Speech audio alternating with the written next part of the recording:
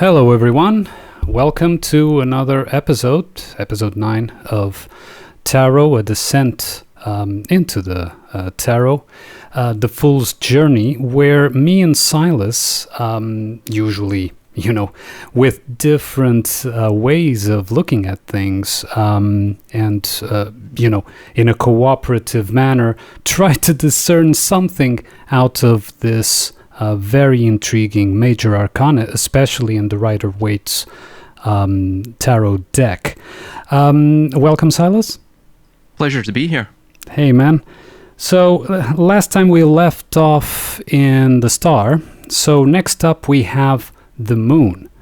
And in this entire journey, and as I've told you, I see this as a sort of linear journey, starting at the zero and going all the way in a cycle and ending in the zero as well. When we left off at the star, how do you see this progress from the symbology of the star into the symbology of the moon, where we see especially, I would say it's Scorpio, although it's a lobster. You see sort of Scorpio emerging from the waters of the lake towards the moon, as sort of worshipping the moon. But anyway, I'll let you first begin with your reading on the symbology. So that transition from the star, which we identified, I believe, as Sirius. This also, of course, is known as the blazing star or the star of the Magi. Mm-hmm. It goes by several names. Even the star of the lodge, by the way, that's another one from Masonry. And that is typically the middle pillar. So we're now going on to the moon and the sun, which are, again, it depends. Sometimes it reverses within Kabbalistic tradition and also Masonic traditions and other traditions as well. Mm-hmm. But typically the moon will be that of severity or Boaz, and the sun is that of kindness or that, yakin, that which is establishes. So it's this, we're now going into that interplay. If you think of it as the Y letter, the Y principle, if Sirius was the singular branch, the cedar, if you will, it has seeded itself onto the world. And ultimately what we're seeing with this trinity of tarot cards is that of Orion and Orion's metaphysical emergence, if you will. Mm-hmm. And we're going to get into the sun as well. And the sun is almost overcoming the lower ego. And we'll get into that. But Orion obviously comes from Akkadian Uri or Uru Ana, which means the heavenly light. So it's this idea, as we see in the Moon Tarot card, as you see the divine sparks, that's a Kabbalistic term. They are falling to the earth, right? They're being seeded within earth.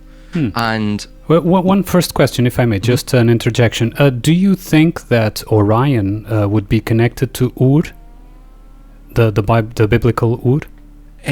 Yes. Ur as well is an interesting Kabbalistic concept, because I believe it means fire, but it's like it's referencing a primal fire. So it's the same idea as this heavenly light, I believe so, if I recall correctly. Okay, go on. Sorry, it was just Yeah, but that is it's an interesting concept, because it's almost, I would say, a synonym.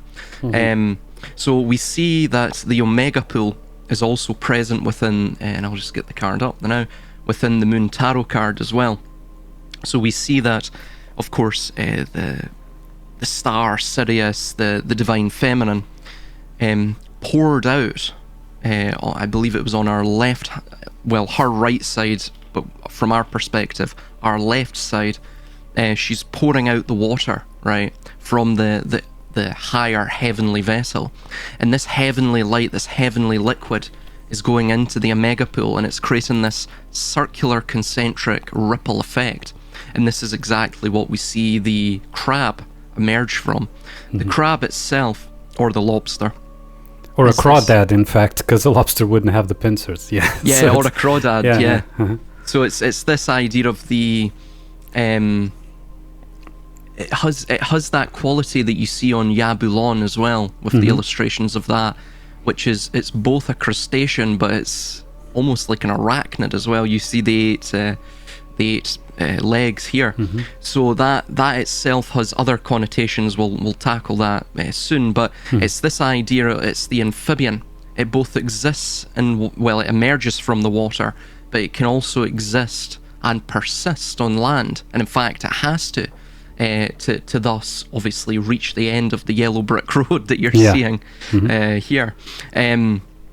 But the reason we can tie this in, so yeah, firstly the concentric ring is effectively the layers of density that you see within the Greek empyrean, which are the rings of fire. That's literally what it means. So it's the layers of density that descend down again, if you were to view it from a profile view, the tower, which metaphysically, I guess, transfers the heavenly light, quote, quote, down to the spirit, if you will, down to that of matter, and involutes it in matter. So it's this Gnostic principle you see. Also as well with the crab and Karkinos, that of course links with Cancer, hence where we get our term for Cancer from. And it's that of the summer solstice. It's linked to, I believe the Babylonians knew it as the gateway of the underworld. I forget the Babylonian term for it, but it translates as the gateway of the underworld. So it's essentially what it's implying is that the moon is the seedway of souls, right? It's the seedway of souls because in a symbolic manner, the moon, again, this is just in a purely symbolic fashion, that reflects the light of the sun, the light of the soul, but it doesn't realize that it is actually a self-luminary as well. So it's again, hence why you're seeing this sleeping face of the moon in its crescent form. It's like Orion itself, who begins at the Silver Gate and has to press on until he understands the world itself and becomes the Ophiuchus who stands proudly, well, not necessarily proudly, but courageously atop the head of the Scorpion at the Golden Gate. This is what you see at the end of IPEC Quote 2 as well. So it's this journey of the soul that you're seeing, that you begin as almost the amphibian who emerges from the water into an alien land that is completely, well, it's alienating to one's soul, and it's completely diametrically opposed to the soul itself, but only through this experiential manifestation, this experiential incarnation, can we thus understand ourselves as a greater fragment of the divine. So it's this concept I think is being conveyed and communicated in that tarot card. I have other things to say, but I'll let you jump in now. Well, the first thing that intuitively I would like to say is that there are several references to astrological signs. Here, the first one, of course, being, if we go from top to bottom, the first one would be Gemini with the two towers, the two pillars there. Then, of course, we can interpret the crawdad as, Cancer, as a sort of crab of sorts, but also, and I've always, intuitively looked at this crawdad as a scorpion. I know it is not truly designed as a scorpion, but I see it as a scorpion. And perhaps due to the fact that it's emerging from the lake that, came, I see this as the same lake that we saw in the star. And so the lake was sort of put back after all the steps that were taken before, and all the let's say the steps of the journey that happened before. The lake was put back by that figure, that naked woman pouring the water back into the lake.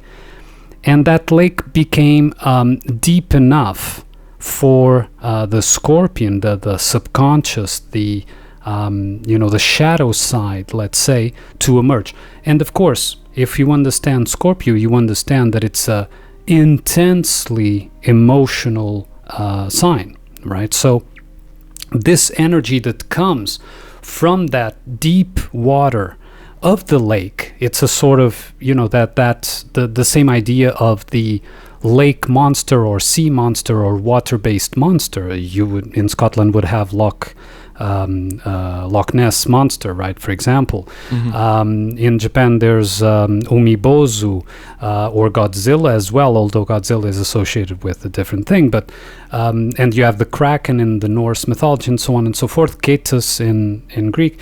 But all these sea monsters represent this, and eventually they always come to the surface from the deep waters, right? And this is the representation of all that stored thing that was left unseen and undealt with that eventually emerges. And when it emerges to worship the moon, because the moon is the emotional side. So these are forces that rely and basically link directly to the emotion, not the reason, right? And interestingly too, the inhabitants of the land around the lake that inherited those pillars of, who knows, from the previous civilization that we saw crumble, with the tower and even death before that and so on and so forth. So there's a sort of an inheritance of ruins, because all else, there's no other signs of civilization. So I would assume that it's, like a ruin of sorts. The two inhabitants that are on the surface is a dog and I perceive as a jackal due to the tail. The tail seems like a jackal and the snot or the face seems to be that of a jackal, which is, let's say, the two sides of the canine. Of course, you could say that the wolf could be there as well, but it's sort of like the light, the dog would be the light side of the canine and the jackal would be the dark side of the canine, right? One would be, man's best friend, let's say, obedient and reliable and so on and so forth. And the jackal is the scavenger, the thief, the one that, the opportunist even, right? So these two sides of the canine, which could be linked, of course, with Orion, as you've previously stated, are balanced out or even, I don't know, maybe motivated by this emergence of the crawdad / crab / scorpion from the deep waters, that when it emerges and this crawdad is also worshipping the moon, perhaps motivates the canine side to worship the moon as well. And so both the light and the dark side will become entranced by this emotional state. And I think that this is the next step from the star, because this reconstruction first goes into the emotional, and then, as we will see later, will emerge in the rational side, the sun. But that figure that we will see in the sun, and we'll discuss this later, seems to me to be the what I would call the proper ego, let's say, the organic ego that eventually emerges. But it has to go through this emotional part of dealing with the monster that emerges, or this figure that emerges from the deep waters, bringing everything that wasn't looked at before. So that would be my first take on that. Well, you're absolutely correct as well. You see that, and this only appears in the Rider-Waite card, interestingly, or this variant in the Rider-Waite of this card, where, and you find this quite a lot throughout the other various cards. I can't quite recall specifics now, but we have come across them where you'll see this interesting L symbolism, this 90-degree symbolism, and you see the same thing with with the two dogs. One is barking at the moon. To the left, that's obviously Procyon, or the little dog, that which is before the dog of, implying Sirius. And then the one to the right is that of Sirius, which is in Canis Major, the big dog, if you will, which is seen as the wolf. I believe the wolf also has alchemical symbolism as well, but I'll have to look into that. I think it refers to this notion of almost like Saturn. Saturn is not necessarily just a punisher; he is a mirror. So it's the mirror itself it's the reflection which is terrifying. It's not necessarily the mirror itself which is the it's not doing it to punish oneself. It's doing it because that's its function. So it's that concept too. This links with the almost instinctual naturalism of the wolf too, as opposed of course to the more domesticated dog. But you'll notice that you have this L shape with them. That can also link with obviously the square, which is used as a measuring tool to measure that of the stone, which is or of course of squares, cubes, cube surfaces. So it's that as well. That links with the land. It links with the material. So it's something to do with the material. That's what's being conveyed here. But you notice the contrast between the two. So the wolf, you've quite rightly stated, because this also links with what we find in mythology, specifically Hindu mythology, and there's a few other Near Eastern mythologies that also report this too, this similar idea. Again, this is all linked to Astro-theology, and we'll get into this. Is the winter triangle motif hidden within this, but you find that the wolf is looking horizontally, if you will.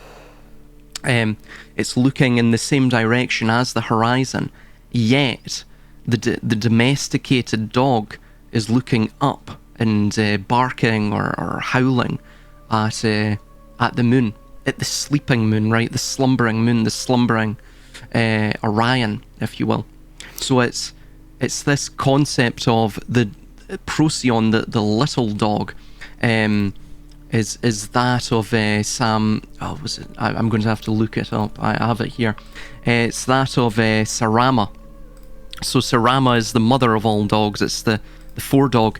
It's that which runs ahead of the dawn to herald it.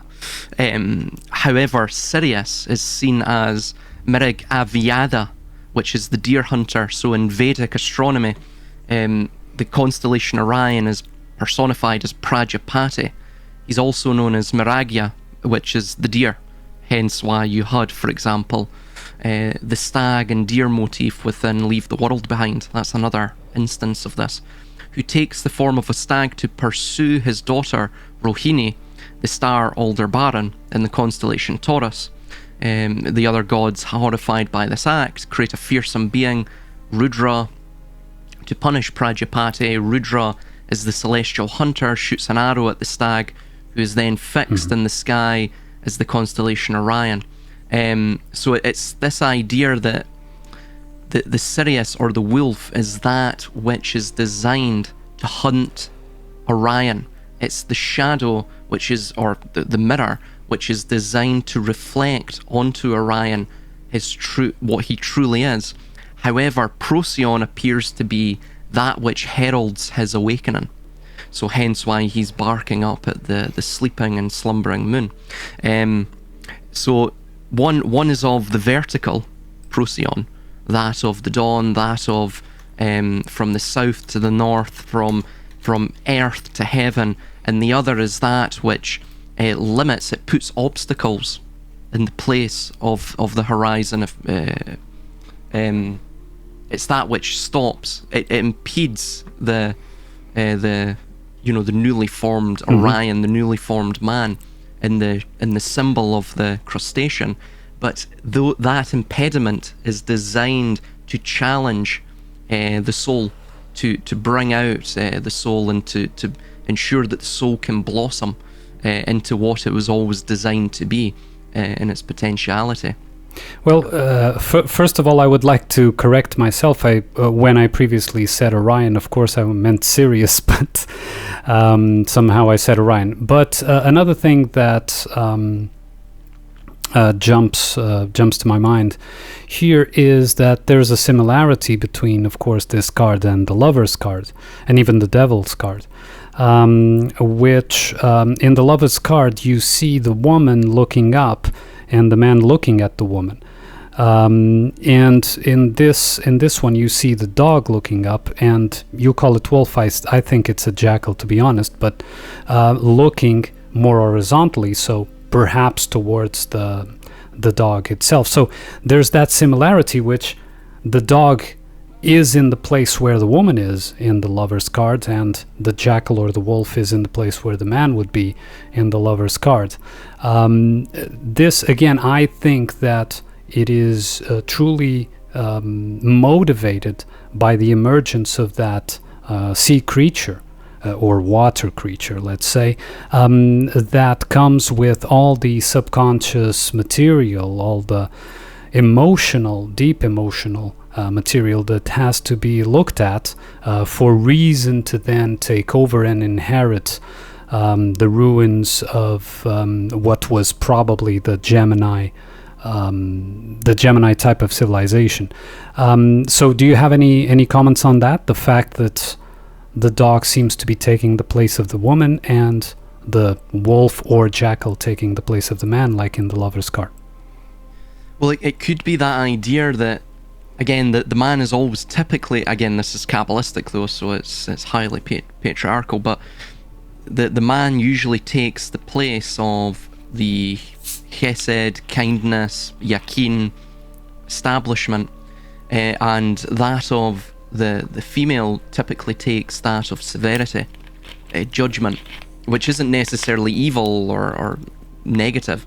In fact, it can be a positive, because through that judgment and that severity, it can bring you closer back to the essence of oneself, the essence of the spirit, and of course the Geist, the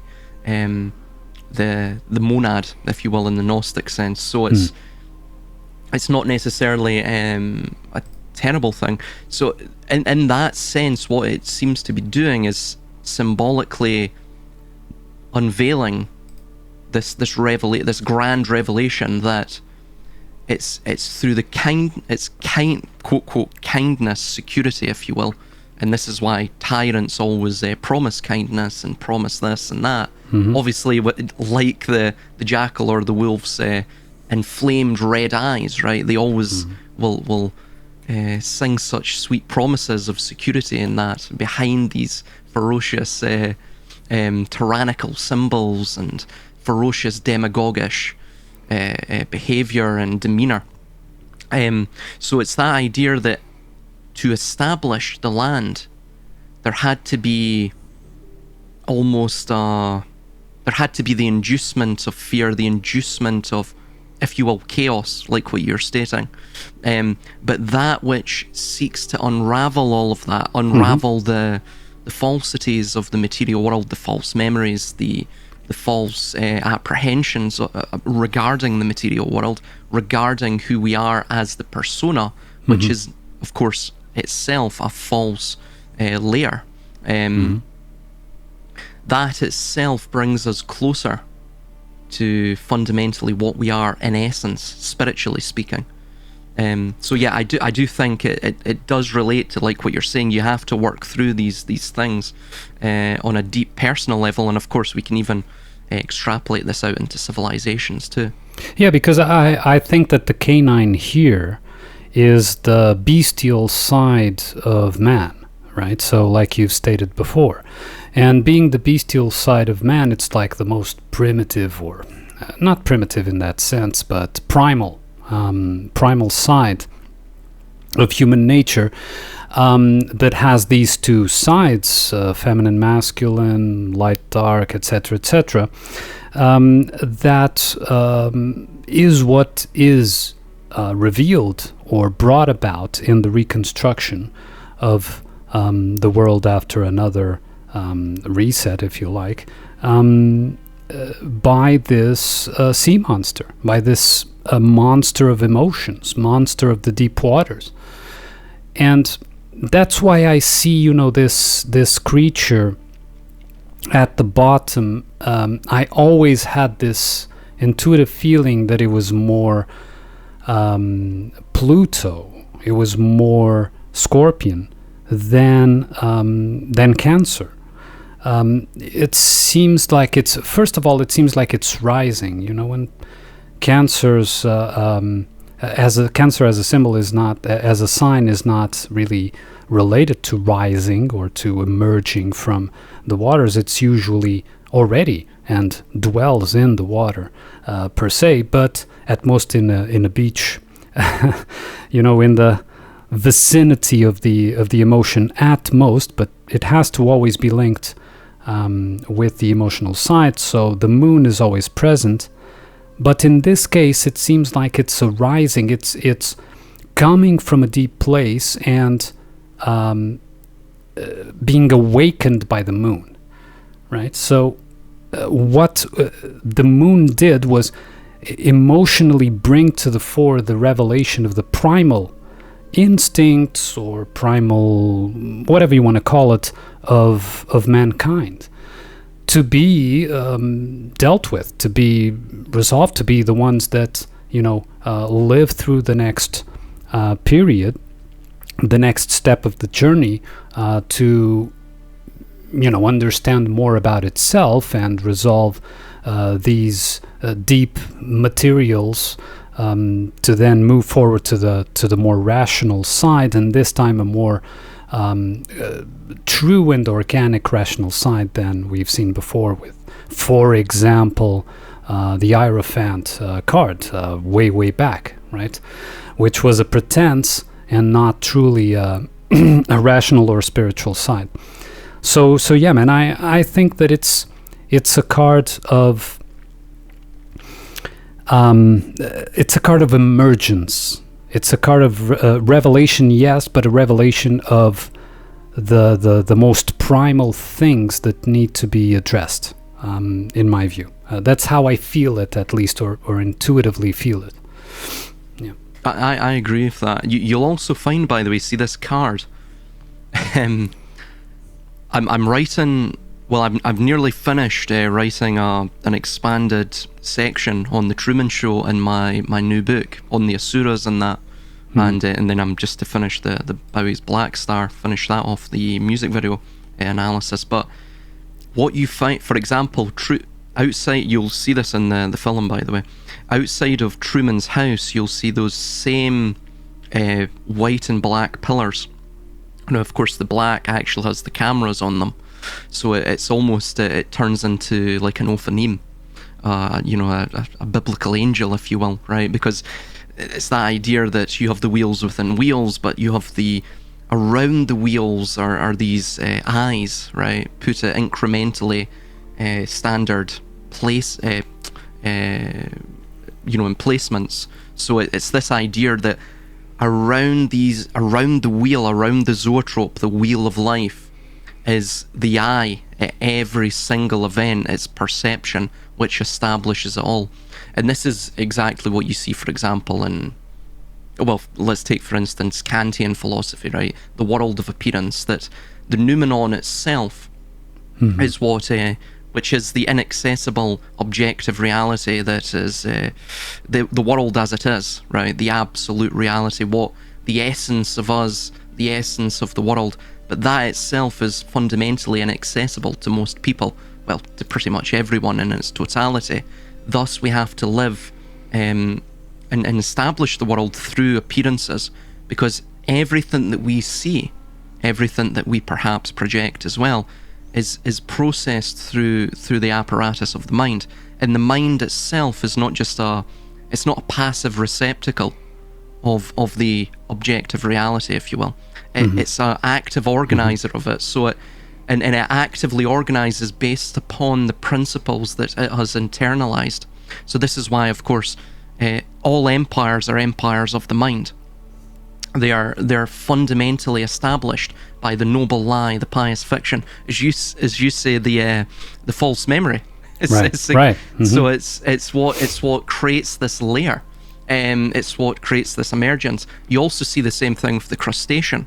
So for example, it has the hard shell, right? So it has these layers which it can, if I recall correctly, my zoological knowledge might be a bit off, but like snakes, crustaceans grow their appendages back. If they lose them, they can also shed their skin, and they do so incrementally. So it's the same idea, similar to our own ideas, it's our own notions and concepts and ideas that furnish us with the view of the world that we see, which is not the objective reality. That's the subjective reality. It's that which is dependent upon the mind. The objective reality would be that which is independent of the mind. So the noumenon is that which creates the phenomenon. The noumenon is that which is not dependent upon our reactive sensory apparatus. It's similar, of course, to other ideas with Hegel and the Geist. So the Geist, or the noumenon, this, as we would know it, the spirit, is that which, or the pure potential, is that which finds it's like the omnipresent part of every single manifestable thing in the world, right? That can be perceived. It's perception itself. So you get this, these ideas in mythology and symbolism, such as incest, right? You see a lot of incestuousness amongst the gods, and it's essentially hearkening back to this notion that, in fact, the reality itself is incestuous. It's built on a negative feedback loop, or meaning just that, you know, it's a constant feedback loop of built around this monad, this agnostos theos, this unknown god, this sleeping, slumbering Orion. So, and also as well, you see that, like what you said, it's more a Platonic figure, meaning it's linked with Dispater, the it's quite literally the wealthy father, but it's a Roman appellation for Pluto, and then of course the Greek Hades, but it also became an appellation of Saturn as well in Chronos time. But you'll notice that it's almost, he has the colour of skin like dried blood. And this blood itself is related to so for example the red and white of alchemy. So the blood would be related to the menstrual blood. It would be related to that which is the violent propagation of life and the violent perpetuation of the cycle of life, and it's the dawn itself. So again, if it's dried in, it means that it is it's solidified. It's emerging, like what you were stating. But another thing to mention, I'll try and read this really quickly, but it's quite synchronistic with what we're speaking about. This is just the recent thing I wrote on the Truman Show section, and it goes, to make mention of two, the narrative of the Truman Show can be effortlessly read as a microcosm of this very struggle for existence, though it possesses the underlying connotations of the Kabbalistic Tikkun Olam, the repairing of the world and God by man himself, through man transcending the limitations of the finiteness of his environment. The film's glitches, the strange and impossible events that disrupt Truman's life, are not mere mechanical, technical errors, but they are symbolic intrusions of a higher divine reality breaking into the manufactured one. Assuredly, the most potent of these intrusions is the falling light canister from the studio's artificial firmament, which is marked Sirius 9 Canis. So this is like the star falling down into, of course, the world of the duality, right, of Boaz and Yakin. It's the fool's dog. Yeah. Exactly. This is a reference to the dog star Sirius, of course, and then I go on to mention that therefore this celestial sign appearing in Truman's reality functions as a warning and a guiding light as to the artificial nature of his existence. Accordingly, following on from the canister's fall, a large dog named Pluto leaps on Truman, and this is, yes, a symbolic echo of the dog star, Moreover, as well, you'll find that the three things that stops Truman from leaving the island is planes flying, right? So the sky, and Christoph, of course, is in the sky. He's the man in the moon, if you will, the demiurge, and so the moon is also, in that sense, it's related to the subconscious, the hidden truth that is concealed by both dreams and illusions. Hence why the man in the moon, as you see here, is sleeping, and so he's unaware, he's unconscious of his own being. And moreover as well, you see Pluto, so that's Cerberus, that is the fear inducer of the world itself, similar to the jackal or the wolf, and then that of the sea. So the sea, the sky, and that of the land, those things combine to create land, air, and water, which is the law. And everyone's afraid of the law, of course, right? So this is the trinity of control. It's the trinity of the shackle. And it's a symbolic echo of the dog star in a more, in its malefic aspect. But it relates more assuredly to the dispater of the underworld. And the idea is that the earth is the underworld. It's the furthest thing from that of the pure potential of the monad within the Gnostic viewpoint. Pluto in Roman mythology, and to Cerberus in Greek, of the Roman deity of Pluto, or the Greek Hades. This refers to one of the three Greco-Roman foundational deities which rule over Truman and all of man. Pluto, or the underworld, the fear of death and the petrifying known unknowns, the mysterious and strange shadows which lurk inscrutably amidst our periphery of our comprehension. And then I go on to state regarding, where Cerberus comes from. It comes from a Sanskrit word, Sharvara, which means spotted. And that's one of Yama's two dogs, which, funnily enough, protect his underworld, his wheel of samsara, right? That stop people from, the gatekeepers, if you will. They permit people to leave, but they attempt to stop people from leaving as well, if they are not ready for that transition. Yes, and that's why I say that, it always felt to me that these dogs are aroused by the sea creature, or motivated by the sea creature to also worship the moon, because these creatures may very well be the guardians, so the primal duality, maybe the guardians of this shadow material that has been hiding in the deep waters, right?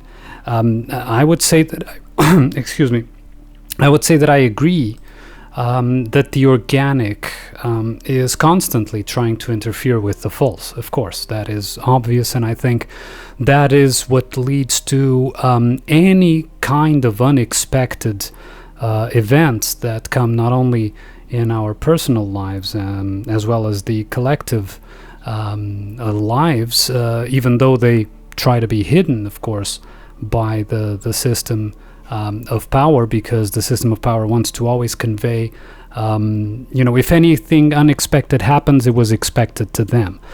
Another interesting aspect in what you've mentioned, just really quickly, is that you've said something that's been on my mind recently, which was airplanes. The fact that he can never fly away for one reason or another. They even tried to induce the fear with airplane crashes. Oh, it could crash or whatever. And in the script we have been seeing recently a lot of crashes. This whole thing about Boeing not being reliable, which is not a new thing. Even in, like I've sent you recently, in 1985 in Japan, there was that crash in Japan, a very strange, and has many readings of it, but the memorial that was done to them shows exactly two pillars, so a sort of unfinished pyramid, because it has a gap in the middle that shows a path, just like you see, for example, in this moon card. You see the path in between the two pillars. Now, interestingly as well, is that if you notice, the crawdad, or that sea creature, is the only one of these three beings that has a path in front of it. It's a long and winding road, and no, I'm not going to sing the Beatles song, but it has a path. The other ones are just there.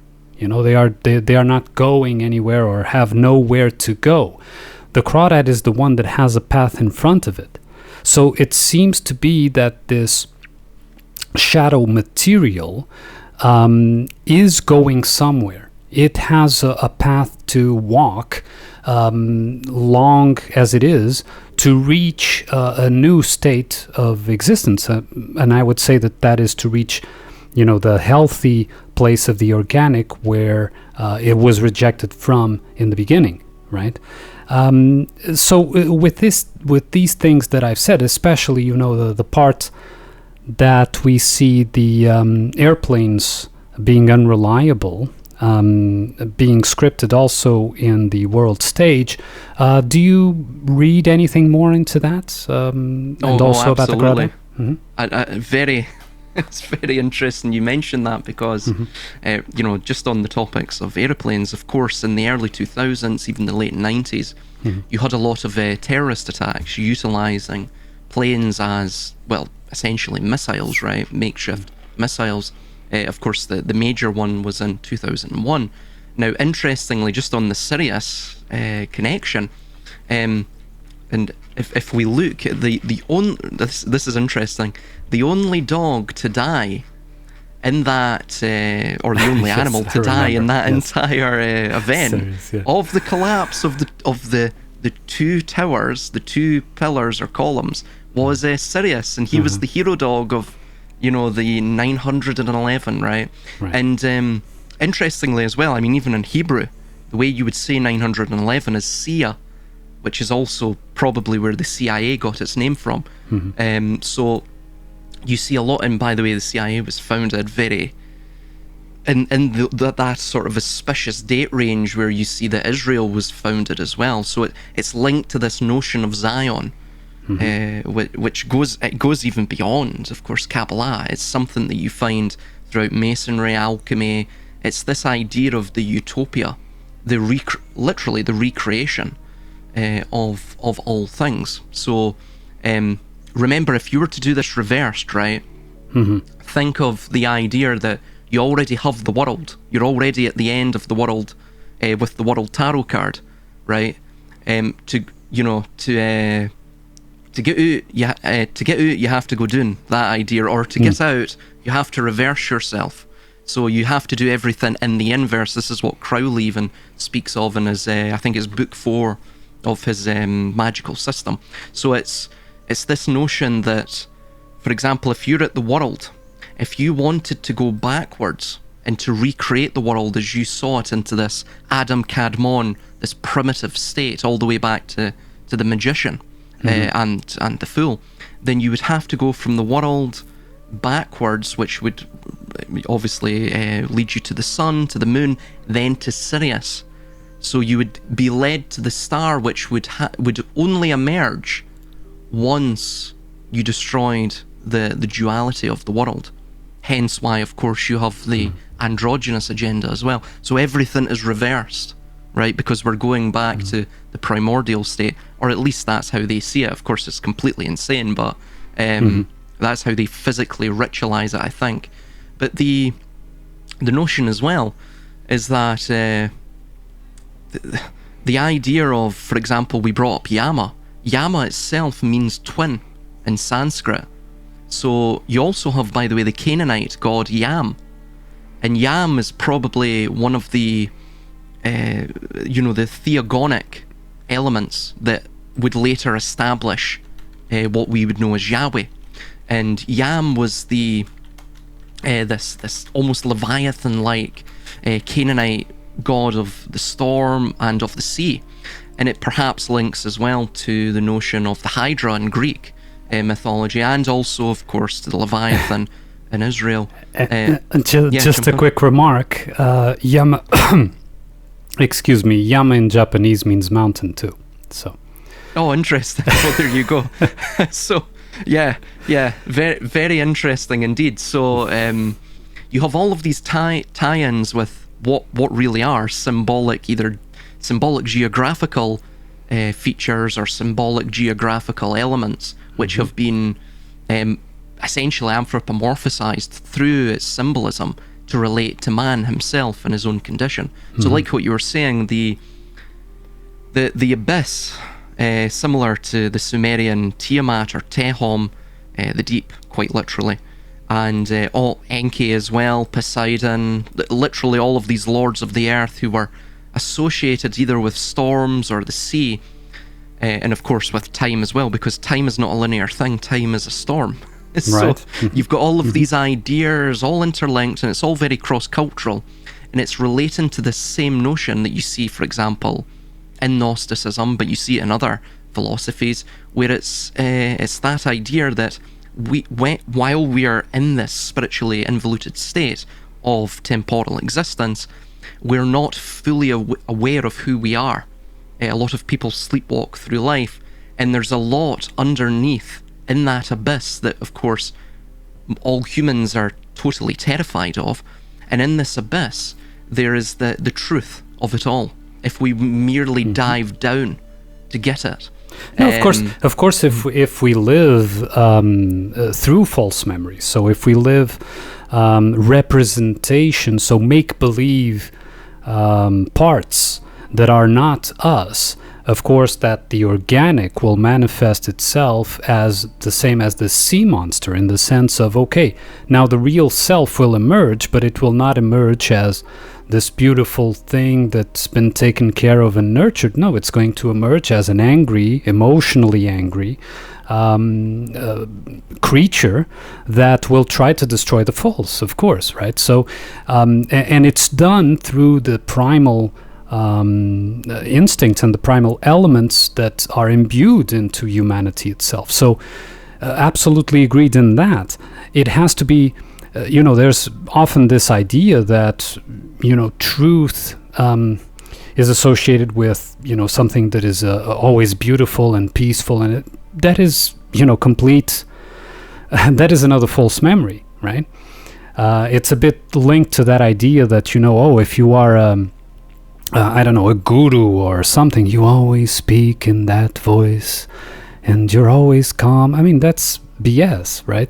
If you have no emotion, then you're not there, right? Emotion is a part of who you are, a part of the organic self.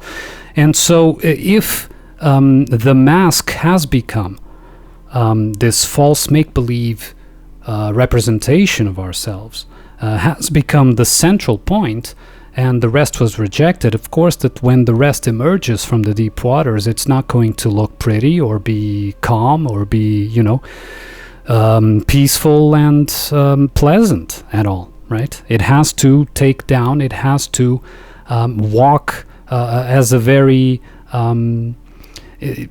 intrusive even entity within ourselves, right? It has to go through every single bit of falsehood and tear it down if needed. If it's not voluntarily left behind, then it has to be destroyed, of course. So I absolutely agree with that. This idea that every single monster or every single creature that doesn't help with the way that our mask would think that it would be help is an evil thing is completely wrong, in my opinion. It's just there's a comfort that what is comfortable for the mask is not at all necessarily what is comfortable for the true self, for the organic self. And talking about masks, that's also another tie-in with Jim Carrey, who was the star of the Truman Show too. Right. Yeah. And when he wore the mask, he could do anything, right? So exactly, yeah. And he was also in that other very interesting movie. What was it? 23 or the number 23, something like that. Mm-hmm. Yeah, that's also a very interesting thing. Interestingly, linking with the event of 2001 again, just really quickly, and then I'll respond to what you stated. when we first see Truman right at the beginning of the Truman Show, we see in the Truman bar this. So it has a range, basically the numbers, the number of days that the show's been running uninterrupted vis-a-vis ads. So we see 10,910 days, right? And of course, when the film ends, it's 10,913. The 13 could link to the Ophiuchus, but the 10,910, take away the zeros, because of course zeros are not, they're omitted typically in gematria, because it's a modern concept. You have literally 191, right? Of course, rearrange them, you get the 911. Yeah. So you have all of these little tie-ins constantly throughout the movie, which are essentially predictive programming. But as well, to answer what you mentioned, there's also some other things we can mention from the alchemical viewpoint regarding the wolf as well. And I agree with you as well that what you tend to find, and I think this is how they set up civilizations, and it's how they induce and go about operating these effectively human farming systems on a global scale. This rotational human farming, as I call it, where of course they'll exploit certain fields and leave these fields fallow, which are symbolic of the destroyed and artificially collapsed civilizations that they've already previously exploited, of materials and labor and resources and so on, and even energy, so on and so forth.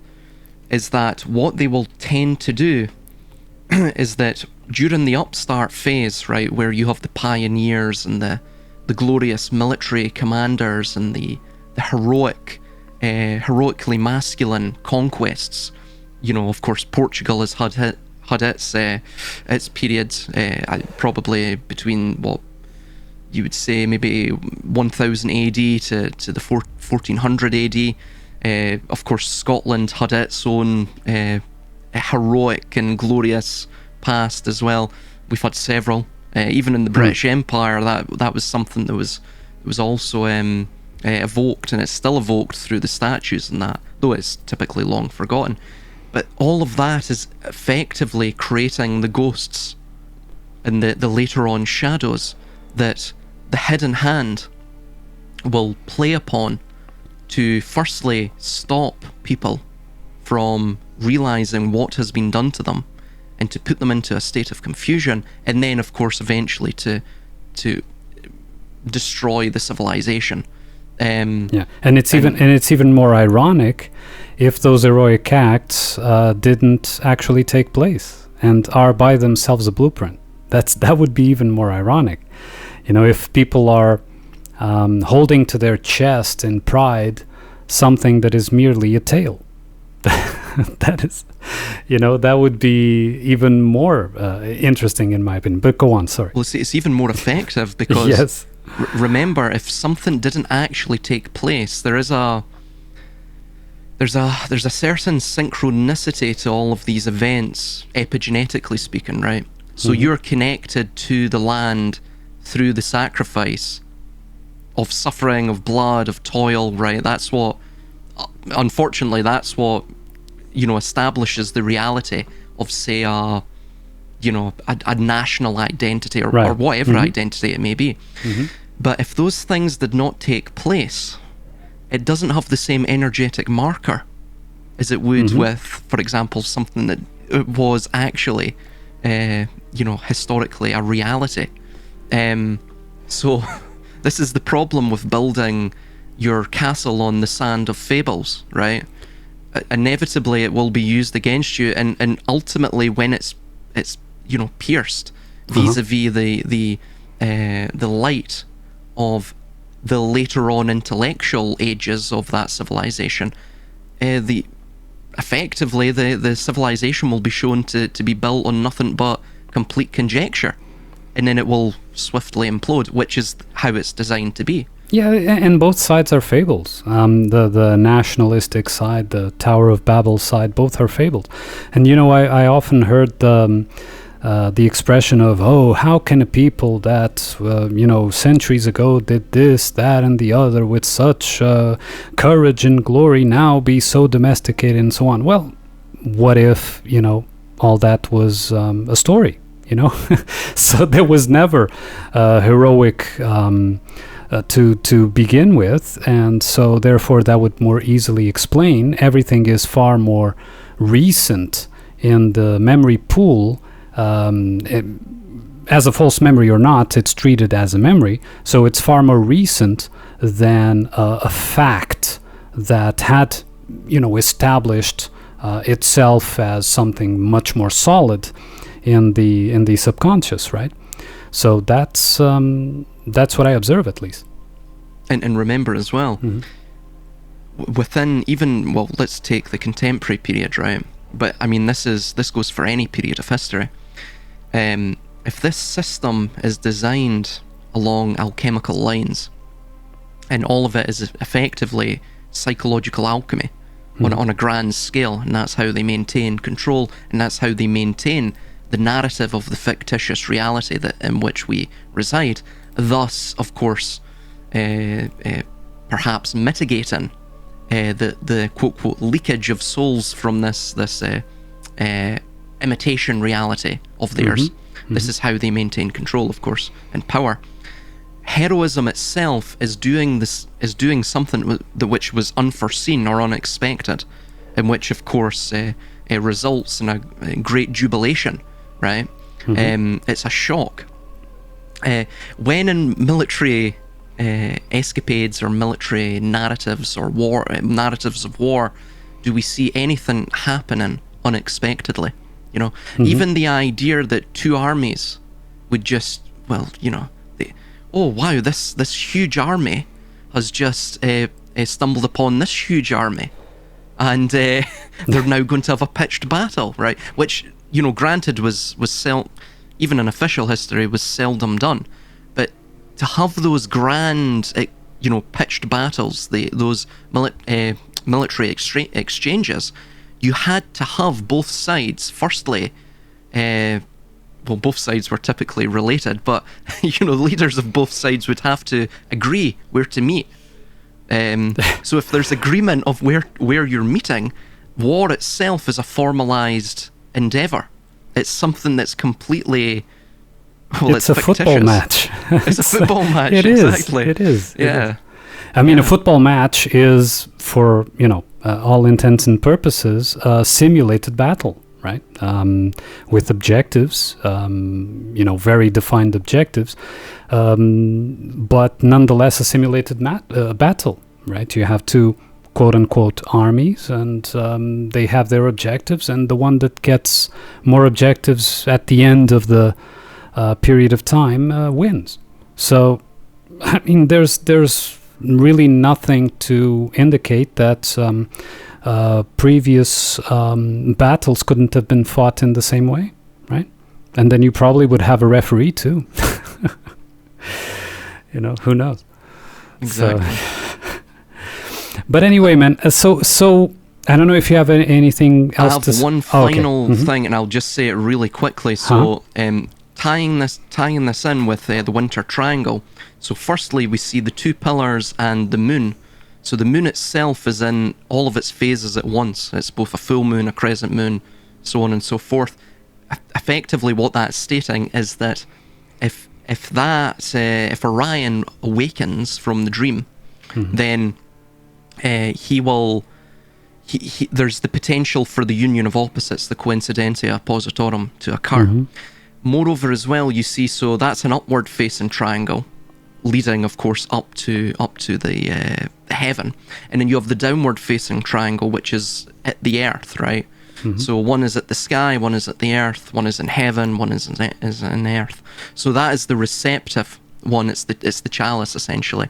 That also links with the winter triangle, which is Procyon, Sirius. Those are the two dogs, or Canine, and then Betelgeuse, which is in the right hand of Orion, which of course we've already identified as the Fool card. This will relate to the potential of this union of opposites. So the Betelgeuse is a red supergiant star that marks the right shoulder of the constellation Orion, which we've already mentioned, is the Uruana, which is the heavenly light. In Greek, by the way, its etymology could also be boundary or mountain, pardon. So that's also an interesting thing to mention. So he is the hunter, of course. The hunter idea is that he's hunting his soul, right? He's hunting lucidity within the dream. Its name is believed to come from the Arabic Yad al-Jawza, meaning the hand of al-Jawza. Al-Jawza literally is the female figure, or the central one in an old Arabian legend. It can also mean the giant. So it's this idea of the divine feminine hidden within matter. You see the same thing, by the way, in the Never-Ending Story, that concept, and we'll get into that in the sun. So Betelgeuse is literally the hand of Orion. Now, what we see in the Fool card, and this is why you see at the end of iPet Goat 2, the hand at the right-hand side of the screen, and the scorpion at the left-hand side of the screen, because we're moving from the silver gate of the spring, Orion, the headless dreamer, to that of Ophiuchus and Scorpio, where basically man gains his own independent agency and understands who he is as a fragment of the divine. It's that idea. But you'll notice in the Fool card, in his right hand he carries a staff and his knapsack. What is the knapsack? Well, the knapsack is, of course, the closest thing to the sun within that, even closer than his mind, by the way, which is, in this weird, strange dalliance of thought.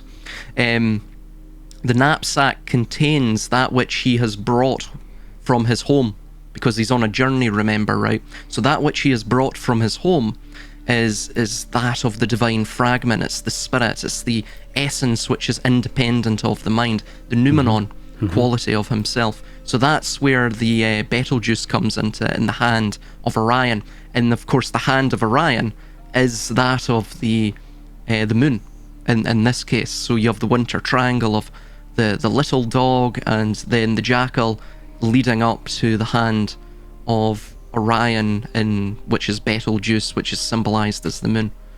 So and also you'll notice as well with the hand concept, the hand is that which is used to engage in action and to exert our will onto the world, and of course on earth, and on heaven, in heaven. So you'll also find there are 5 valleys of this winding road. So again, the 5 digits of the hand. So yep. Very interesting. Well, moving on to the sun. If we observe, and if I am correct in stating that this, call it crustacean, scorpion, crawdad, whatever, has this path to walk. It walks this path, and at the end of that path, during the night, of course, the moon could also represent the dark night of the soul, of course, where, you face your shadow. But that shadow is then transmuted when the day rises, so when the sun emerges again, right? And when the sun emerges, of course, you see the sunflower represented in the card, with, of course, the sun in the background. And it seems that the sunflowers are emerging in the ruins of that civilization, perhaps another ruin that we also saw a glimpse of in the moon card. And interestingly here is that this figure, this child, he is riding a white horse and is carrying a red flag. Now, of course, the red flag could mean the rubedo stage, which is the last stage, as you know, of the alchemical process. So finally reaching the higher, the most elevated, the most essential, the most spiritual, let's say, or whichever way you want to call it, of all the stages. And it's a child, meaning that it preserves its innocence, it preserves its natural state, but is riding a horse. And of course, in the symbology of some sects, riding a horse usually is a sign of a spirit that is incorporating a body. So that is, I mean, you could call it possession, but it doesn't necessarily mean or imply a possession per se. It could be the own spirit actually being able to control the body, so to ride its own legitimate horse, so its own legitimate body in this case. And it finally became, an obedient, pure horse, a steed. Of course, I know that the white horse already appeared before in the death card. The death needed to ride the same horse. It needed to ride the same body. But now it's a, I think that this is the essential ego that finally takes over. It reached it passed through the dark night of the soul and emerged into the rubedo stage, and is finally able to manifest. And next up we'll have judgment, which I think is relevant. Of course, probably not in this episode, but we'll get there. But I think that this is the true ego emerging finally from the dark night of the soul and all the previous false steps that it had to endure, let's say. Well, you've pretty much you're echoing all the thoughts that I've had on this the Sun card as well. One thing to mention too with that wall is that it's overcome the boundary. So if the sleeping Orion from the Greek etymology is boundary or mountain, then it has literally leaped over that boundary or mountain, and it's no longer just the blazing, blinding ego, which has no direction, which is radiates in all in all corners. It's that which is now synthesized into the child, and the child, of course, is naked, which is that idea of the purity. Right, the purification of innocence. This is also the same notion as you see with, for example, the peril, right? So the peril goes through that same process. It has to grow in the dark from irritation and from, of course, the decay, the irritation of that decay within the mouth of the oyster, to thus emerge as this glistening, synthesized, almost omnipotent symbol of the sun in its resplendent and purified state. So that's what you're seeing there. It also reminds me of the never-ending story of Artax and Atreyu.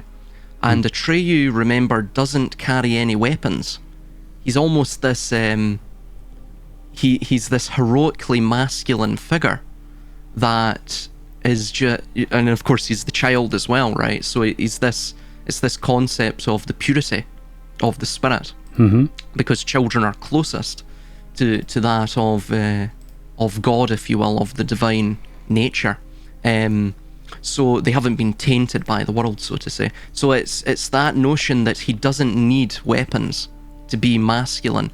He is simply just this symbolic representation, this hypostasis of heroism, that he understands the nature of the world, and he doesn't need to necessarily try and fight it, or like the Emperor, carve out anything out of the world. He understands the nature of the world. He doesn't combat it. He lives in harmony with it. You also see as well the banner, which flows like blood itself. And this, emblazoned banner is that of renewal. It's that of the blood of renewal, that he's renewed his own essence. He's purified himself upon the white steed. So that's what I see. That's the distinction. And you'll also find as well that the sun is now awake. It's of an awakened nature, as opposed to, say, the moon, which was asleep. So it's this notion that you see. Firstly, Orion has awoken to his own nature, and he's thus past that again, like what you're saying, he's parsed the ego itself, and he's become something greater than the sum of its parts. Moreover, to mention too is that the child understands that by being meekly, meaning he's naked, he doesn't have, he's not like a knight, he doesn't have weapons, he doesn't have armor, he merely has, these 6, it's hard to say what they are, what flowers. I assume that they're some form of, they might be, juvenile sunflowers or something like that, or maybe daffodils, who knows, or tulips, who knows. But it's this notion that you see 6 of them, so but he still has, like the fool, he still has that that plume, right? So what you're seeing is that it's a reversal in terms of how you would see it physically. The fool is actually becoming a child, right? Yeah. And the last time this rider appeared in the form of death, it was killing off the false system. So it would kill kings and priests and whatever. And it wore armor. At that time, as death, it did wear armor. Now it no longer needs any armor, it no longer needs anything else. And the banner has become the red banner of, I would say, the Rubedo, because it went through all the stages of the alchemy, right? And next up we only have, the judgment, basically, and then to reach the world, right? So it seems that if in death it was an agent that knew it had to decompose and destroy what was false, now it embodies everything that is living, everything that is organic in its own self, right? So that is why it's a naked child, in my opinion. It's like, really, this is how it was.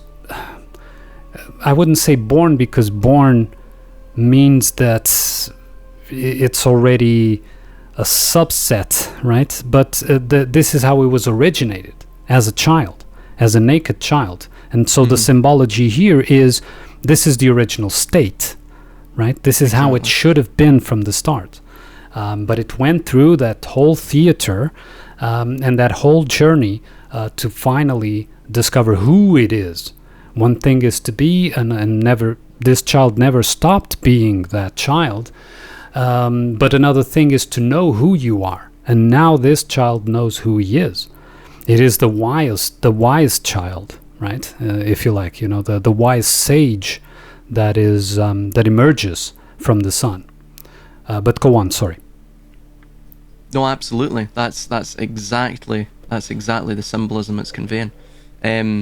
Also, you see as well, in that, and this will tie in more with, for example, even the never-ending story, where Atreyu see, obviously Artax dies, and this will tie in with the judgment card, but it's the notion as well that the journey isn't quite finished. Once you realize who you are, then the true battle commences. Then you are truly judged. And then, of course, the world thus begins anew. In fact, I mean, the never-ending story is the tarot cards, effectively. And you even see it with Atreyu. He wears the... God, was it the... I forget the necklace's name. But effectively, it's the Ouroboros. It's the idea that... it's the cyclical nature of imagination, right? We were talking about the world of appearances. So it's this interconnectedness of the human experience, and it's tie-in with the more esoteric concepts of, for example, the monad and the agnostos theos, right? This unknown God that seems to permeate all of existence, all of reality. In fact, we are in this dreamlike state of, never-ending stories, never-ending stage plays. Absolutely. Yeah. So that's also tied in with this too, and it's this notion that, like what you're saying, there's a reversal, right? The fool is now becoming a child, which is the actual greater state, which is interesting because you're seeing the height differential between the sun, the ego, and that of the child, right? So it's this notion that everything is reversed symbolically, as it would be physically. So the meek shall inherit the earth, that idea, or to, I think even Christ stated, to reach the kingdom of heaven, or to embody the kingdom of heaven, you must be like a child. So again, people take that literally. That is, it's not saying be an ignorant sap that just agrees with whatever padre is telling you.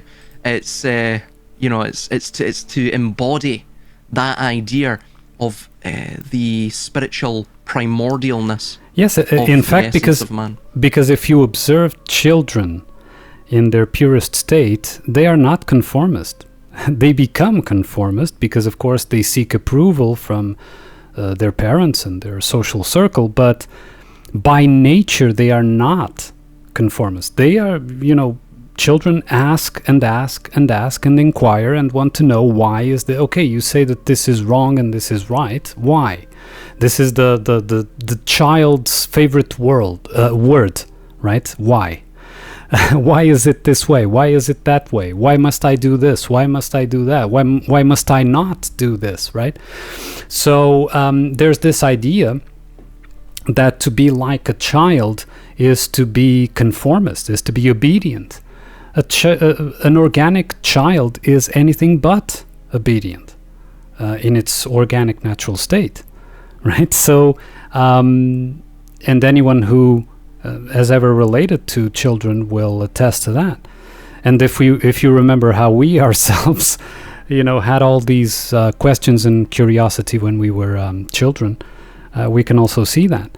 So the child is in fact closer, and I'm talking about now an organic. So a human child is in fact closer to the organic state than any adult would be, right? But then, of course, the false memories are introduced, the indoctrination, the scripts are told and imbued into that mind, and then generates a different type of being. It creates a mask, it creates a personality to envelop that child. But the child remains there, waiting, and often even, like you've stated, conspiring and trying to get through, and even throwing down, a floodlight, like it happened in the Truman Show, to try to disrupt the false existence.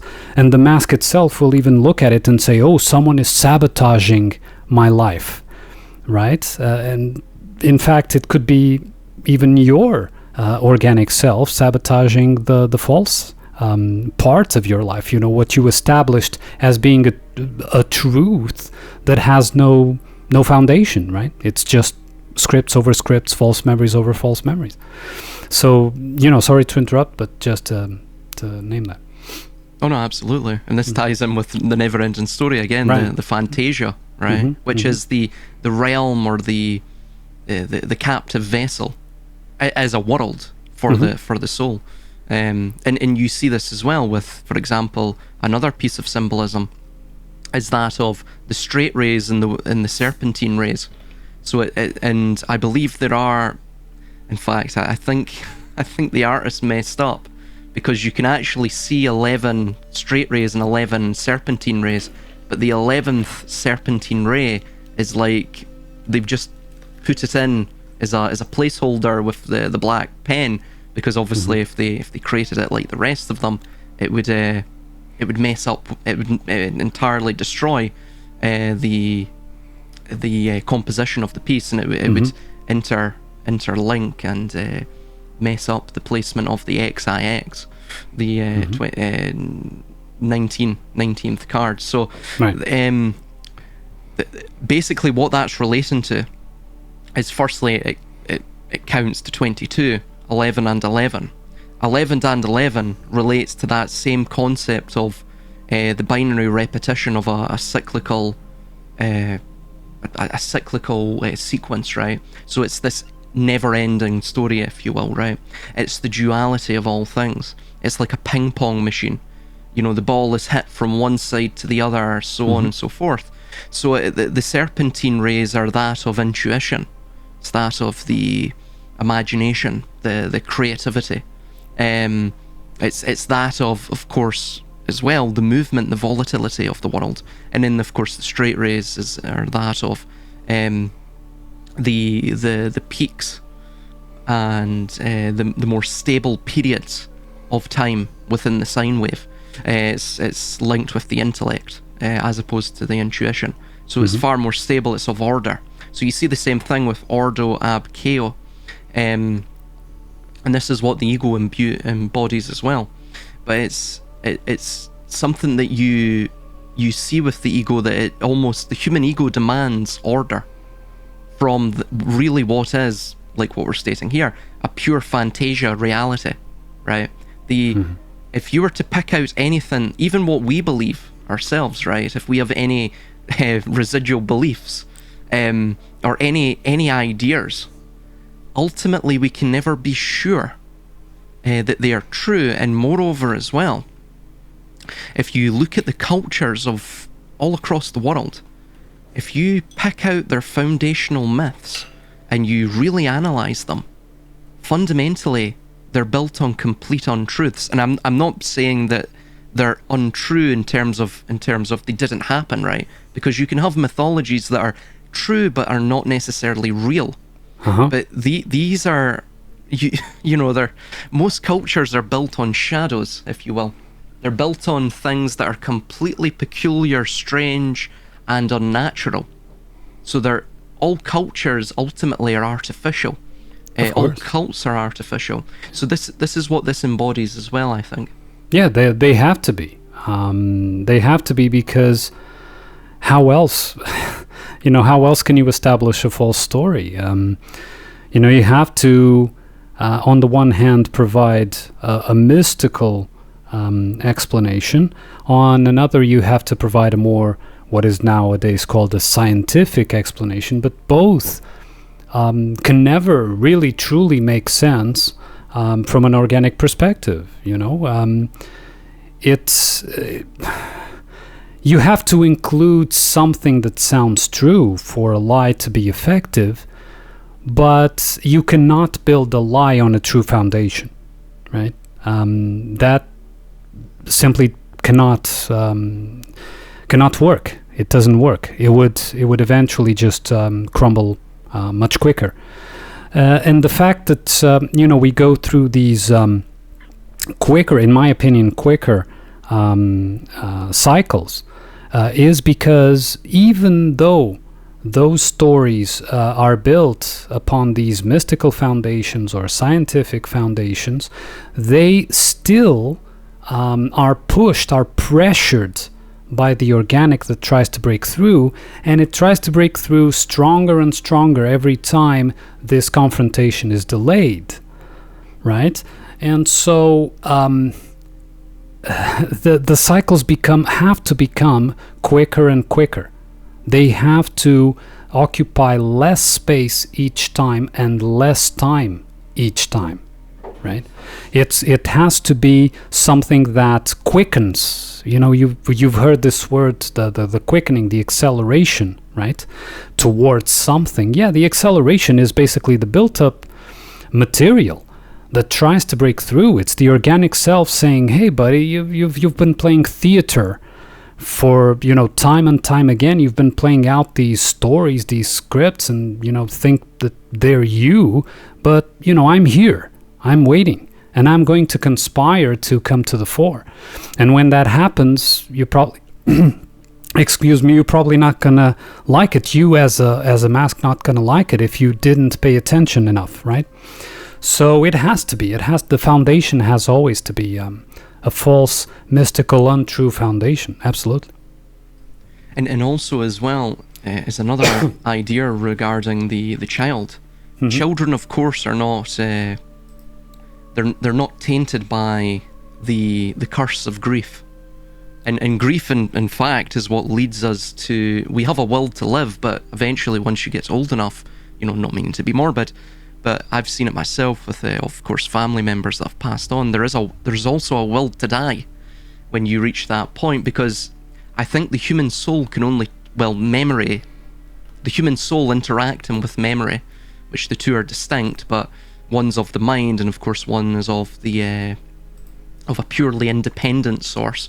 So it's that notion that grief is the gatekeeper, right? And it's not necessarily that grief is there simply to it's there to destroy us, but the destruction is not necessarily cruel, right?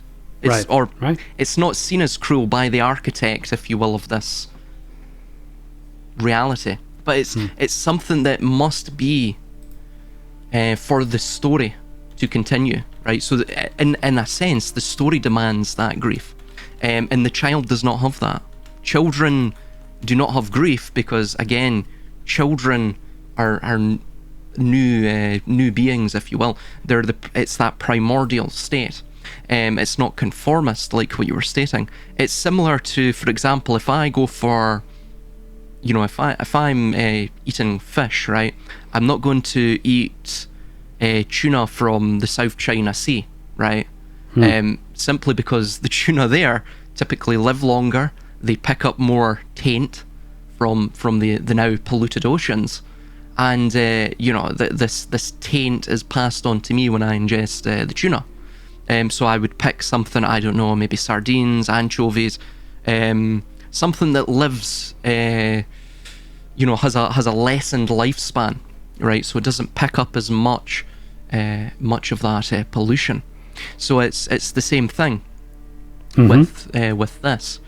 That grief is the gatekeeper of the world. It is the duality, and the duality itself is the confusion. It is the night and day. It's those inextricable and completely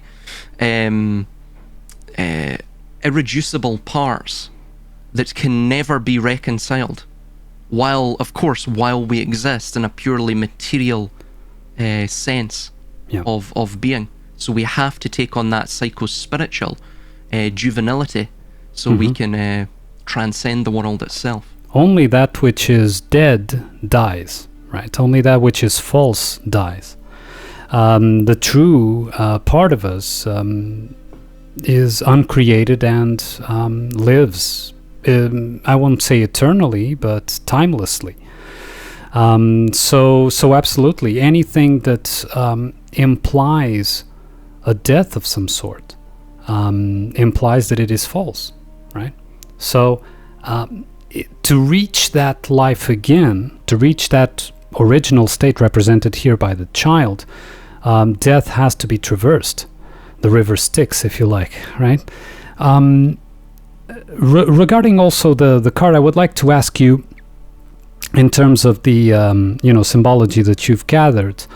Of course, the sunflower is important because it follows the sun, and that is, it always turns or tries to turn its face towards the sun. This is why it's represented as the sunflower.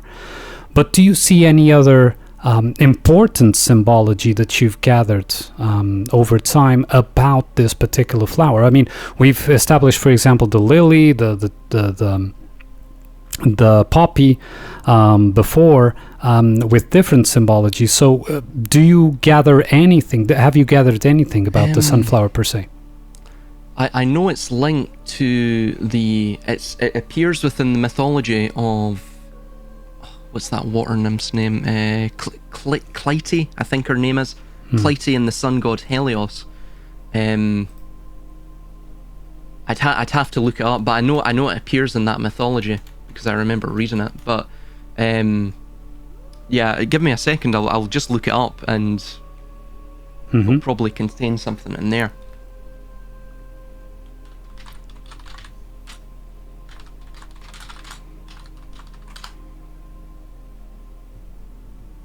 Right, so this is the synopsis. Clytie was deeply in love with Helios, the sun, and would watch his golden chariot travel across the sky every day. However, Helios's affection shifted to another nymph, Leucotho. Heartbroken, Clytie watched Helios from morning till night for 9 days, refusing to eat or drink. The gods, taking pity on her unwavering love and sorrow, transformed her into a sunflower. In her new form, she could forever gaze upon her beloved Helios as he made his journey across the sky, a living testament to her eternal devotion. So it's this notion that, because it's, again, like what you're seeing within the tarot card of the sun, effectively, if you look at the various stones, they're all individual blocks, right? And they're creating this wall, this enclosure around that of what appears to be the sunflowers. So and of course the child has transcended that. This is all linked to the ego and all of this, but like what we've mentioned. But the stone blocks as well that establishes that enclosure is the notion of the descent of consciousness into will, which is then expressed through action, and that establishes the possessiveness of being, right? The delineation and demarcation of it. So remember that it's the fractals that form the structure of reality itself. Everything is essentially based upon this fractality, and the fractality is also to induce confusion, right? But it's not necessarily just to induce confusion. It's also to create a structural rigidity to what is otherwise a completely pervious and you could say volatile, dreamlike state, right? So you can't just have a singular block. It's far stronger if you differentiate and deflect the weight out across a bond-like structure, a structural bond of the block wall or the brick wall or whatever it may be. So it's related to that. You also see with the fool falls over the precipice because it appears staring at the sky, staring at heaven, of course staring at the sun. That's what at least is implied. Though that may not necessarily be the case. It depends on what is to his right, to his back. Like what we see with the child in the sun card. What is to his back? Is it the sun, or is it the black sun, or is it Sirius? Who knows, right? So there's that idea too. You'll notice as well with the sunflower, it's the way that it's constructed. It shows this golden ratio within it, right? But it's very prominent, and it's created by a fractality of seeds. So you have these sunflower seeds which are contained in the center. They're not contained in the radial rays of the sunflower itself. It's contained very much in the I guess the orbis, the center, if you will, the soul of the sun, the face of the sun. It's contained in there, the head of the sun, which also links with the solar cycle. Again, the soul, SOL, where we get our term solar from, is from the Latin for sun. It's also completely phonetically the same as soul as in SOUL. So the solar cycle, the R of course links with the Hebrew resh. We're talking about the tarot card. There's 22 Hebrew letters, interestingly enough, so there's a correlation there. Hence why all of this is based on Kabbalah. But the resh, if you look at it pictographically from its hieroglyphic roots, it is the head. So literally it's the solar cycle is the never-ending story of the soul which is contained in the head, right? And the head is the egg, right? And the idea of the Orphic egg or the world egg, and you see this throughout all of mythology, all the various mythologies. The protogonos, the firstborn, will always emerge from the egg, right? He will always hatch from it. So it's this notion that, like the child you're seeing in the sun here, he is the filius philosophorum. He has hatched from the sun. He is the full fractality of all potentiality within the seeds of the sunflower. So it's, you also see as well that the sunflower is a land-based imitation, similar to our own of the sun, similar to our own world. The world is appearances, right? The world of appearances. So the sunflower gazes at the sun constantly, blinded by its beauty, and it's eternally devoted to it, to such a degree that it becomes it. It's similar to the distinction between the metaphysical units of the demiurge and the either the monad, pure potential, the plenum, pleroma, or the agnostos theos. That is like the Luciferian or Promethean archetype, the Faustian archetype, the tower builder, right? That creates the first city, that tries to emerge as the Homo Deus, to become God himself upon earth.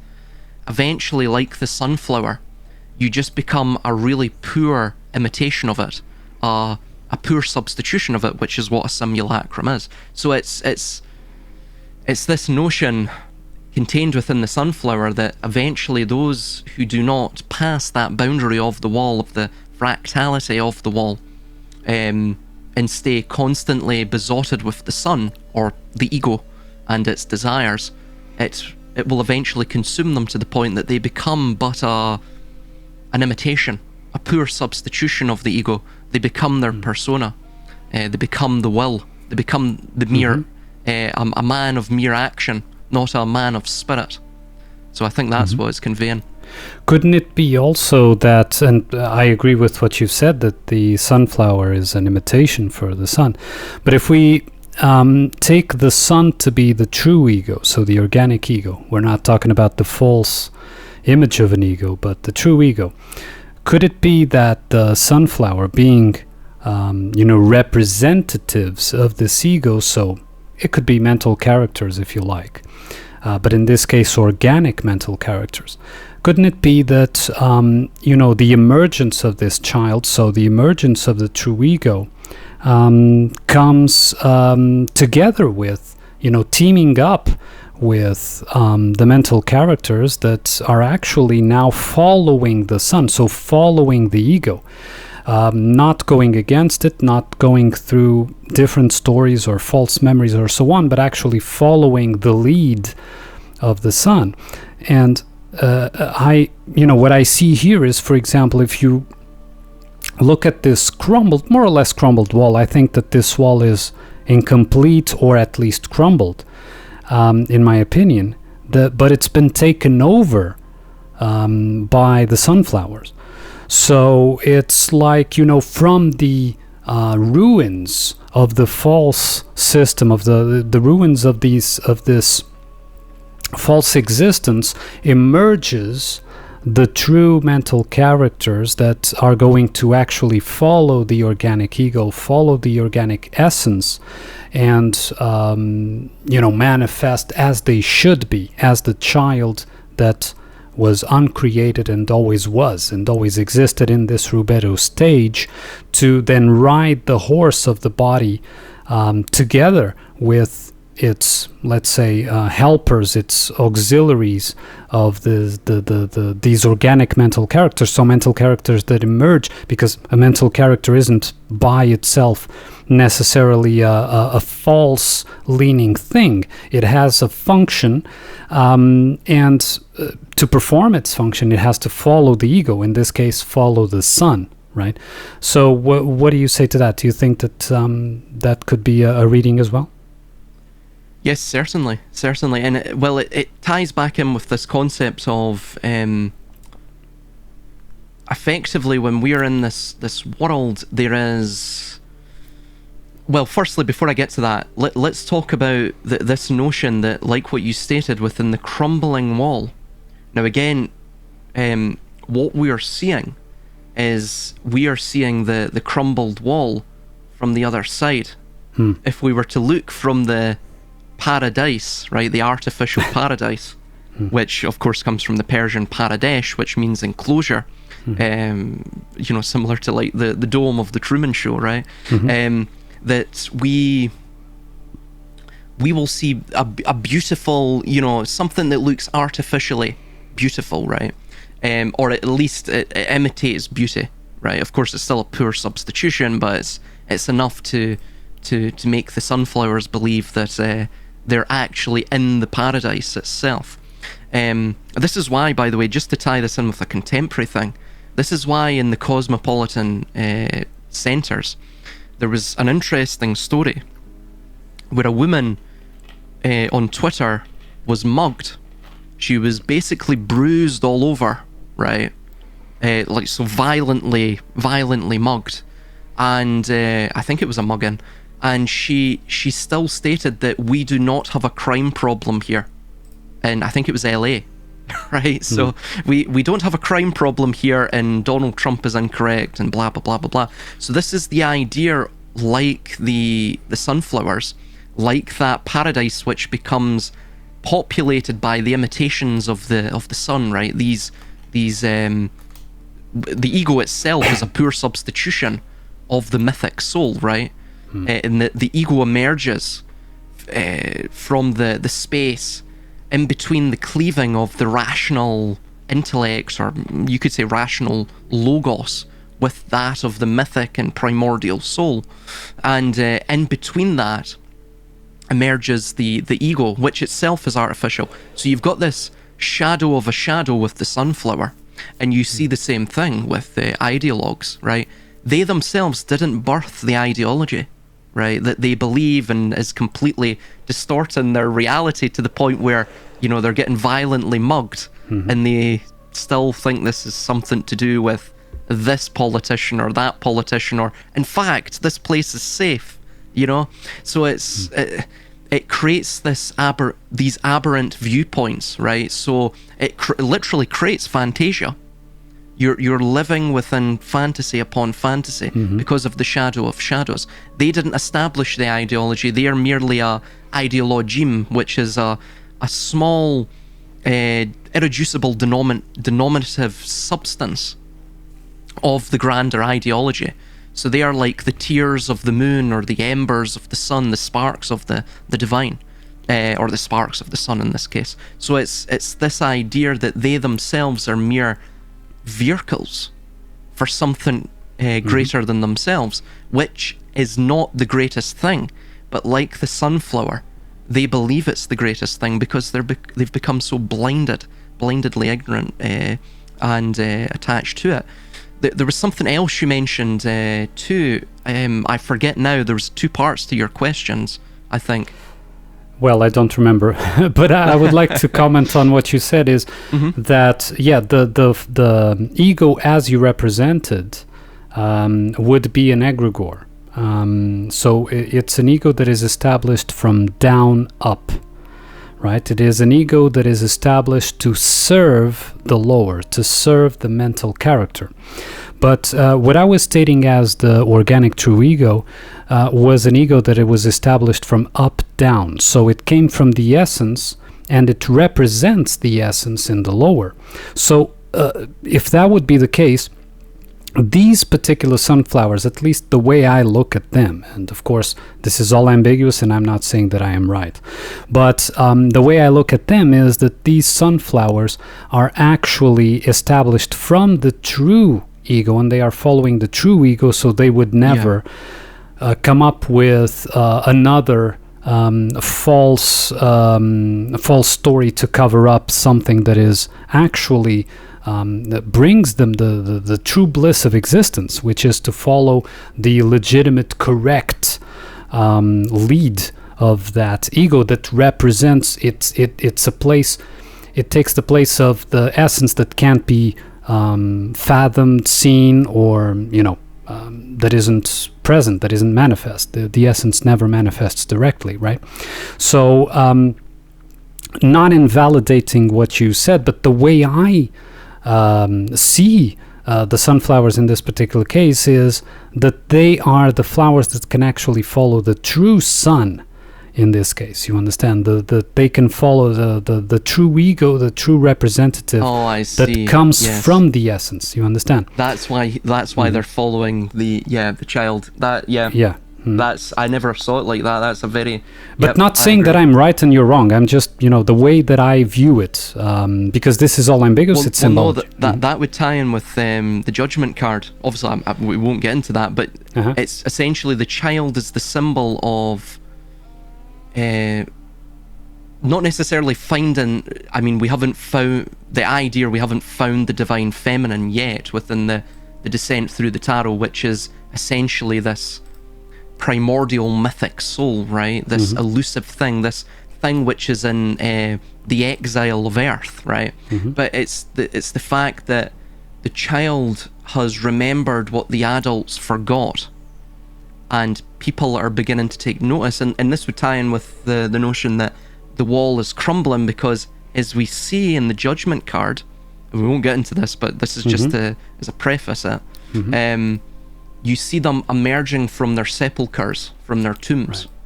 It's the same thing, that they've broken down the walls. They see the light of day. They see effectively it's the apocalypse from the Greek Revelation, right? They've pierced the veil. They've unraveled the fractality of the soul. And it's also as well that the idea is that the egregores, the monsters, and we've already mentioned this previously, I think it was the last episode and a few other episodes, but the etymology of monster is to remind. So the monster itself, a bit like Saturn, it's not necessarily just to be cruel. It's being cruel to be kind, if you will. And it's what it's designed to do is to ensure that through reflections, again, it's not producing anything that is not of us. The monsters themselves are just mere reflections of what we are. So it's through this that the souls begin to understand, they begin to break down and to bridge that, you could say that split, that primeval split between the soul and between the logos, right, or the intellect, or whatever. Silas, I usually present the metaphor of Cain and Abel, right? Which is, okay, did Cain do anything wrong before he was rejected by God? He didn't. He was doing his thing, right? He was working the land and producing, the fruits of his labor, and so on and so forth. It was after he was rejected that he started, being criminal, let's say, right? He started destroying or, acting violently upon the world. It was due to that rejection. Now, it can be said, okay, he had it in himself to begin with. Well, that doesn't make sense, because he was created by God, and if God was perfect, he couldn't have created something imperfect, right? So what means there is that it was the rejection, the fact that it wasn't accepted by being itself, its organic self. He was doing his life, he was doing his things, right? And it was when he was rejected that he said, wait a second, but what do you mean I am not right? I'm performing as I was created. Right? I'm working the land, obtaining the fruits of the land. I even bring the fruit of the land as an offering, and so on and so forth. So what do you mean that this is not good enough? If it's not good enough, you're not good enough because you created me, right? So the rejection is what caused the violence, or what caused that build-up in energy to explode. Right? And of course it explodes to expose, or to be the revelation, as you say that the judgment will be, and I agree, to expose the wrong rejections of something that was naturally healthy and had its healthy place in the manifestation, right? So I'm just using this story as a metaphor to show that particular aspect. Yes, and it's also the idea as well that, see, I think the Gnostics didn't quite understand this too, right? And this is what I've started to come to the idea of, and this ties in with how we even read the symbol of the sunflower. So it's that idea that all of the seeds, all of the fractal emanations, if you will, of that idea of the sunflower, or of course of it being a devotee of the sun, is contained in its face, right? So ultimately it's this idea, and I'm trying to find the quote now. It's a very interesting quote from, I believe, the Rosarium Philosophorum, which is the rose or rosary of the philosopher. It's a 16th century alchemical work, but it mentions that effectively everything that we see within the world itself is the mere image of God, right? That the fantasy that we have been speaking about, the dream, the imagination of this reality, it itself is not just a mere, it's not just a mere simulation, right? This is why I don't agree with simulation theory. Correct. From a physical point of view. It is the face of God. And the reason that it itself appears imperfect to us is because its perfect state is in fact in a sort of singularity of nothingness, and meaning nothingness is in, it's not delineated vis-a-vis these boundaries like what we see of the wall. So that's also contained in that too, that again the child has remembered that which we have all forgotten. So he speaks the language, the divine language of the soul, and he's attempting to spread that, hence the jubilation and joy. He is the new herald of the dawn. So you also find, by the way, there's a very interesting quote, and I'll just get it really quickly. This is from Albert Pike's work. Now, I usually don't mention this guy, but it's from Morals and Dogma, but it's an interesting quote just to conclude with what we were discussing here. So he states, quote, "To find the absolute in the infinite, in the indefinite, and in the finite, this is the magnum opus, the great work of the sages, which Hermes called the work of the sun," right? So we also tie this in with the notion, this is from my new book. "To make note of two, we may draw further esoteric parallels here to Hermes, the god of merchants, tricksters, liars, and travellers, hence the journey of the soul, as the mother of all dogs, including Sharvara and Shiyama." These are the two dogs of Yama. "Was that of Sarama, or the fleet or fair-footed one, or it who goes, quite literally, from the Sanskrit root sar. And it has been remarked by some Indian authors that Sarama, so literally the mother of all dogs, the Procyon, right, the actual dog, the little dog, the domesticated canine, the big bitch." Yes, exactly. Yeah, is a cognate of Hermes. So you're seeing all of the tie-in. So it's effectively it's underlining what we're discussing here, and it's fundamentally this idea that while we're here, there's something missing, right? And we have to understand every single it's a bit like what Steiner stated. You can understand the tree from one angle, right? You can photograph it from one angle, and that can be a completely true representation of what that tree is. But it's not the holistic representation of the entirety of the truth, of the totality of it. You have to understand it from each dimensional angle to thus grasp the tree. This is why, of course, I look into Kabbalah and I look into Albert Pike's work in that, right? Because fundamentally, I know if they rule the world, they must have stumbled upon something that is at least in part of a higher truth regarding how this world functions, right? I'm not necessarily saying how they utilize it is of truth, but remember, within any great lie, its nucleus will always be the truth, because that's the only way a lie can be effective, if it first distorts the truth, because the lie is the artificial emanation of that.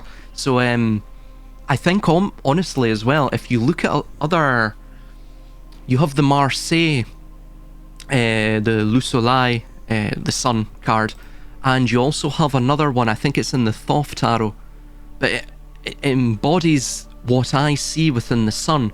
And the sun is this concept of it is the cascadence of the lie, if you will. It's the blinding ignorance of it.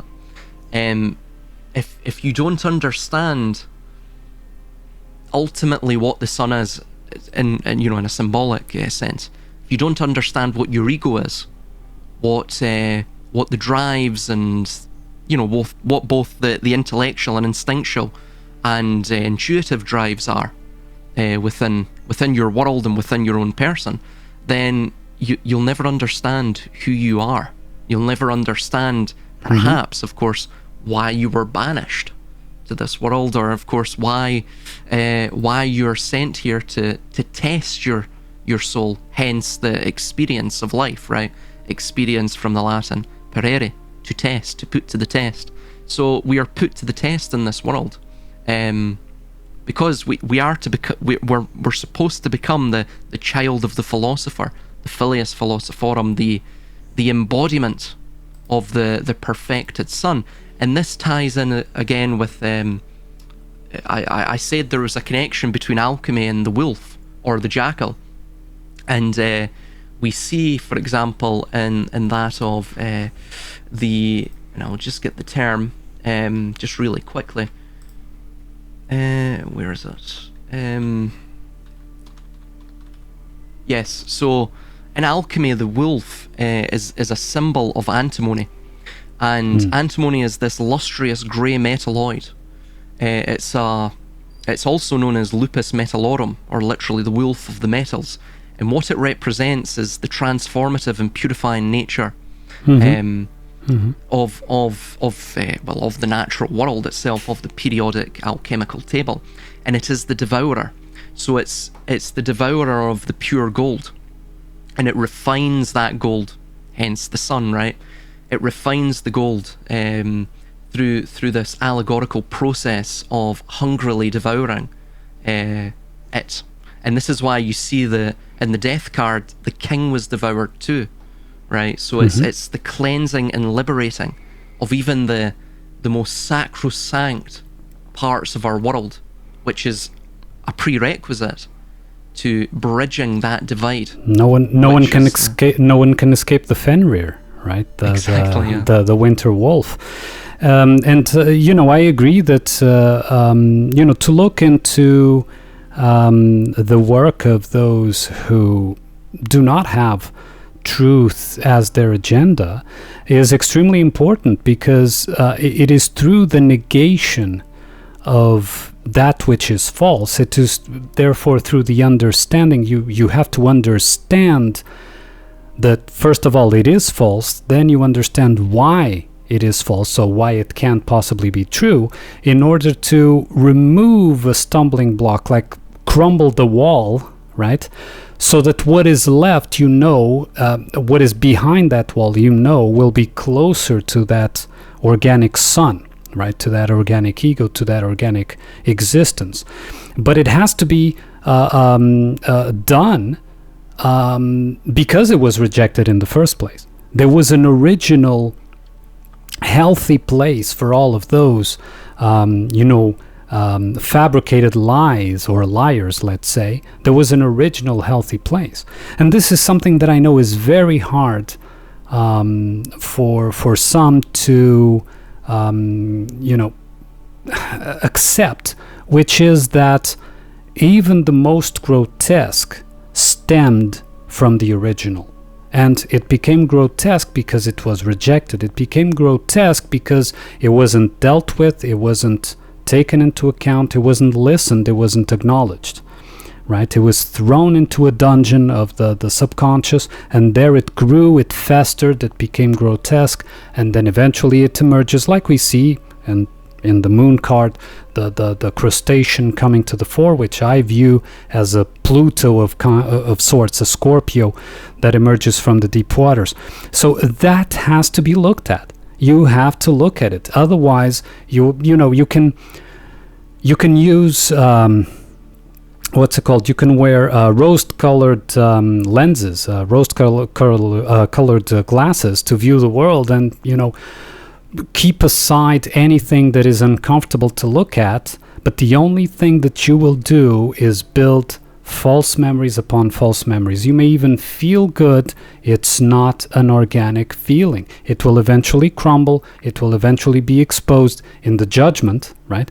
It will eventually be revealed as the naked insufficiency and falsehood that it is. If you want truth, you have to go through the dark night. You have to face yourself in this innermost rejected part where we're all afraid. There's not a single one of us that can claim that is not afraid of their inner shadow. That doesn't exist. And if anyone claims that they're not afraid when they look at their shadow, they're lying.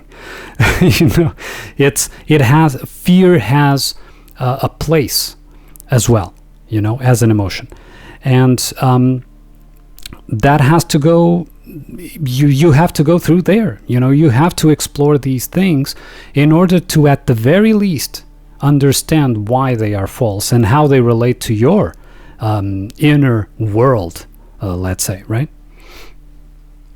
Yeah, exactly. Well, this is also tied up with, if you look at the Greek etymology of Apollo too, you find all of these very paradoxical etymological meanings, right? So there's about three major ones, right? Of course, we have in Revelation Apollyon, and that itself comes from the Greek root of apolumi, which means to destroy. And by the way, this comes from probably a Hittite god, Apollon. That's where Apollo comes from. But he's also related to the term Apollo, which would be later tied in with the assembly. But actually, from its more ancient meaning, it means to literally to create. He who brings order, right, or to bring order to something. So it's interesting, and then also as well, you have this term apolysis, which is Plato developed this term, which means to literally redemption, right, and apolusis, which is purification. So he's both. This is the strange paradoxical thing. He's both related to destruction and order, and also of purification and redemption. Of course. Of course. And listen, Silas, do you think that it's by chance that in the script of the world stage, Apollo was the only one that reached the moon? Oh, yeah. What was that? Apollo 11. Yeah. The 11, so it's the same idea as the twin, The two towers, but regardless, Apollo was the only one that reached the moon. In the script, in the world stage, I know that's, I'm not saying it's a fact, but it's the only one that reached the moon in the script.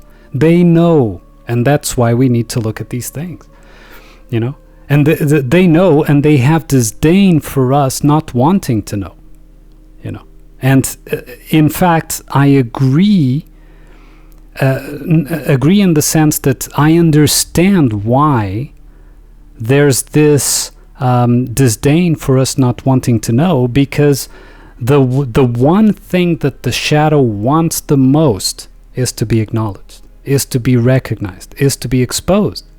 That is what the shadow wants. The shadow wants the message to be heard.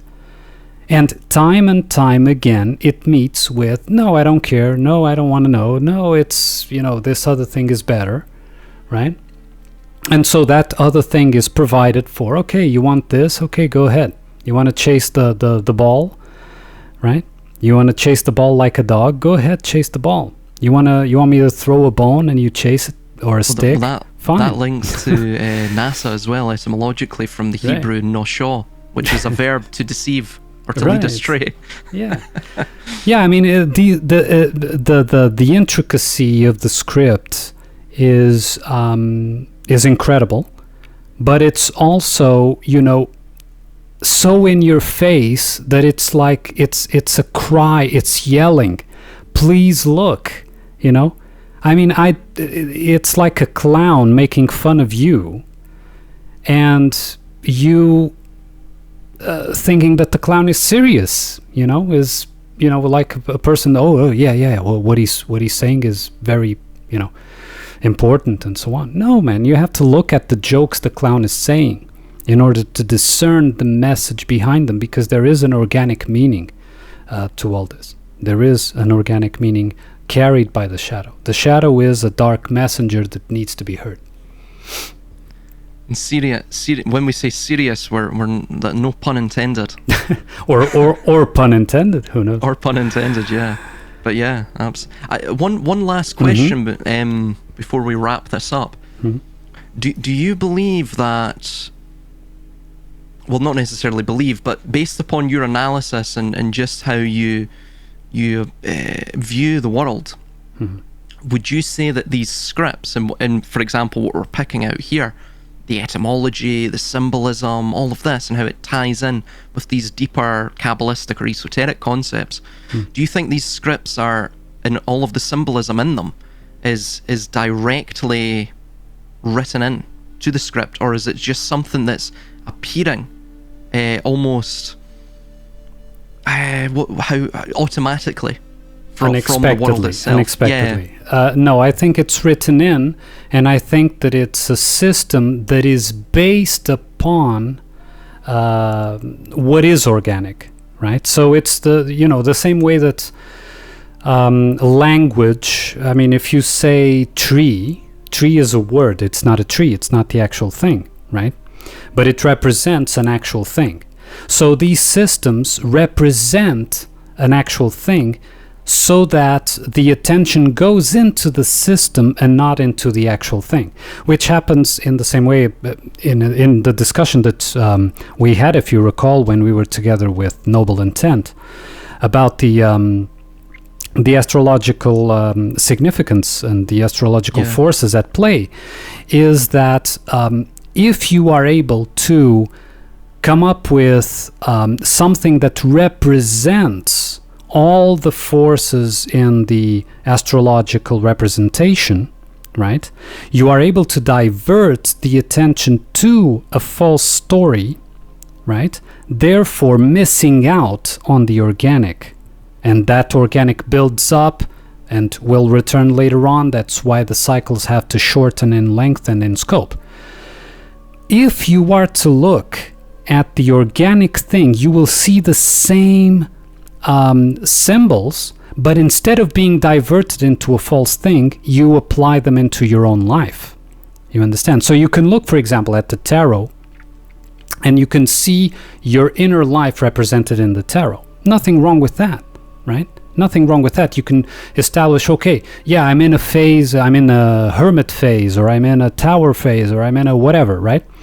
I've reached the world, I've reached the sun, whatever, right? You can see that as a representation of something organic, but you can also be diverted into something that is false, right? So if you focus on the language and not on the organic meaning behind that language, then you are diverted. And this is what the system does. It puts a sort of voodoo doll for everything. Right? You've often and recently talked about the Internet of All Things, right? So in the Internet of All Things, let's say, a fridge in the system is not a fridge, it's a number, right? That represents a fridge, right? Or a toaster, or whatever it is, right? It's a representation for the actual object. But in your real life, do you interact with it as the representation or as the object? This is the question being asked. Do you interact with these symbols as what they mean behind the symbol? Which, I mean, it doesn't matter really if you check the tarot or mythology or whatever it is. Right? It doesn't matter which side of which preferred symbology you go into, as long as you're able to see what's behind it, the organic behind it. But if you get lost in the translation, right? If you get lost in the symbol, if the symbol becomes the most important thing, then you are living in the system of words, in the system of language, in the system of, the symbol takes prevalence over the actual organic thing. You understand? So yes, I think that it's a mimic. The system is written as a mimic of what is organic for two reasons, in my opinion. One, it's because, of course, it makes a most effective way of diverting the energy to where it's wanted. But second is because ultimately the shadows want to return to the organic. They want it. They avoid it, but they want it. You know, it's like someone who is sick and knows that to stop being sick, to heal, has to go through something that is painful, a process that is painful, right? They want to heal, but they know it will be painful, right? So you avoid, but you actually want to heal. You understand? There's this sort of conflict going on. But in my opinion, yes, the systems are written in, but they are written in as representations of something organic. I would tend to agree. I think your analysis with that is on point. Yeah. Well, there's one final thing I wanted to mention. That this is like a small little part from a larger piece of prose that I was writing on nostalgia and all of that. But I think it lends itself well to this concept of the filius philosophorum and even the child, right? The primordial child. And it states, quote, "To know nothing of what happened before you were born is to remain forever ignorant. Juvenility is not an indefinite expanse of land. It eventually must yield to greater heights or sharper falls, and this is what we will eventually jump into with the judgment card. And of course, like what we were even mentioning and teasing out throughout this conversation, is that this is a never-ending story. So some will reach greater heights, but many will reach sharper falls. And not everyone is, not every seed of not every fractal seed is destined to become a sunflower or even a sun, or even, of course, that which is beyond the sun, the hidden hand that conveys it all. There's various layers. Let me just tell you a little secret here, Silas. All of those that reach what did you say, the highest peaks? All of those that have will reach the highest peaks have gone through the sharpest falls. So those who go through the sharpest falls will reach the highest peaks. It's inevitable. The thing is, where are you right now, right? And I'm not talking about evolution. I am not an evolutionist, never was. But the thing is, it's the fact that you fall does not mean that you're inferior or that you're not worthy, let's say, right? It's because those who reach the highest peaks have had to go through the sharpest falls anyway, right? So the sharpest fall is actually a sign that you're doing something right, that actually you needed to go through that to go through the dark night of the soul, whatever you want to call it, to reach that highest peak, right? So it is only a matter of, you take a snapshot of now, and that's basically, when you do a tarot spread, you take a snapshot, right? And then, of course, that snapshot has to be interpreted. But if the snapshot shows you something, that is inconvenient, it doesn't mean that you're not worthy of it, that you're not worthy of the good finale, let's say, right? It means only that in this particular point of the journey, this is the reading, let's say, this is the snapshot, this is where you are right now. But every sharp fall means that it's a part of the way towards the highest peak. I agree, yes, absolutely, yeah. I think as well, this also ties in with the sun card, because remember, the child is the sun, but the sun itself almost has physically diminished, or it's become the diminutive of the child. But that itself, in a, you know, like what we're saying in a more esoteric manner, is a point of greater clarity. So the fall itself produces clarity. It produces the revelatory experience, which is necessary as well for the greater heights, of course. So, you know, it's a never-ending cycle. This is, of course, the peaks and the troughs of the sine wave too. It's what comprises the agent of time, the substance of time. Yeah, absolutely, man. Well, I think we can conclude here. It was a great pleasure once more, Silas. Great conversation. I think we've covered a lot regarding these two cards. I don't know if you have any final comments. No, I've actually exhausted all my potential comments on the cards, but for one final comment, I just want to say likewise, it was an absolute pleasure as always, man. Yeah, it's really a pleasure to dig into these symbologies together with you. And well, it was episode 9. I think in the beginning I said it was episode 8, but I corrected. It was episode 9 of A Descent into the Tarot, The Fool's Journey. And I hope to see you all here again for episode 10, which will probably be the last, right? We only have 2 cards to go. Yes, unless we've got a lot to say. And then we divide into part 1 and part 2, yeah. But anyway, thank you all for listening, and I hope to see you here for the next episode. Thank you.